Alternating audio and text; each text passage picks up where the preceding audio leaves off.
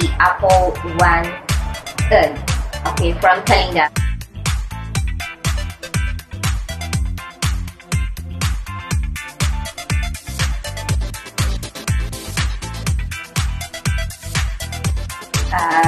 The oldest tattoo artist in Philippines, and masayang-masaya ako dahil siya yung aking ipininta, ipinupit.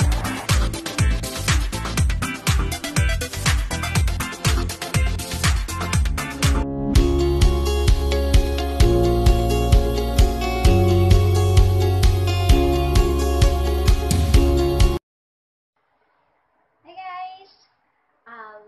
Ngayong araw na to, sisimulan ko pong gawin mural paint ko, ang aking obra, and I'm so excited, alam niyo ba? Kasi ang gagawin ko ngayon is isang imahe ng isang pinakakilalang tao dito sa buong Pilipinas. Okay, so, and walang iba kundi si Apple One Third. Okay, from Kalinga, Payao. Kung hindi ako nagkakamali. Hindi ako masyadong kapisado dito sa aking gagawin na ito. So, gagawin ko po yun ngayong araw, and hopefully matapos ko siya ngayong maghapon, and if hindi, babalikan ko na lang kinabukasan. So excited po ako ngayon. Okay, so bye for now. See you later.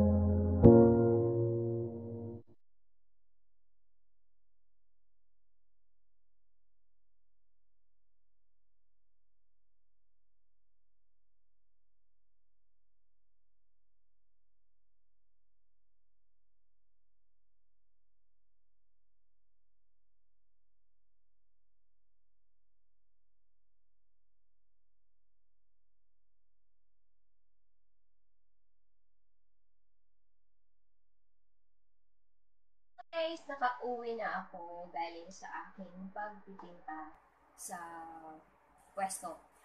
Natapos ko na rin po si Apple One Third, the oldest tattoo artist in Philippines, and masayang-masaya ako dahil siya yung aking ipininta, ipinupit ngayong araw na to. And pasensya na kayo kung hindi ko nakunin ng video yung simula hanggang sa huli kasi wala po akong dalang ibang gamit maliban sa aking cellphone, and wala po akong ibang mapapakisiwan. Ginagamit ko kasi yung phone ko sa pagpipinta ko, so pasensya na, pero may mga nakuha akong pictures from simula, and then yung tapos ko na yung ginawa ko na si Apple One Third. So, sana magustuhan niyo guys. Sana ma-appreciate niyo ito. And I want to say thank you so much for my client, si Chuts Restaurant.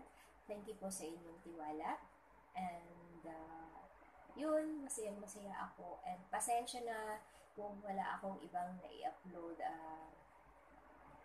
nitong mga nakaraan kasi busy lang talaga ako sa aking trabaho. So, lagari mula umaga hanggang gabi and gabi hanggang umaga. Busy si Pixie doon. So, huwag kayong mag-alala guys kasi marami pa akong ibibigay sa inyo mga information and mga videos sa aking mga ginagawa. Okay?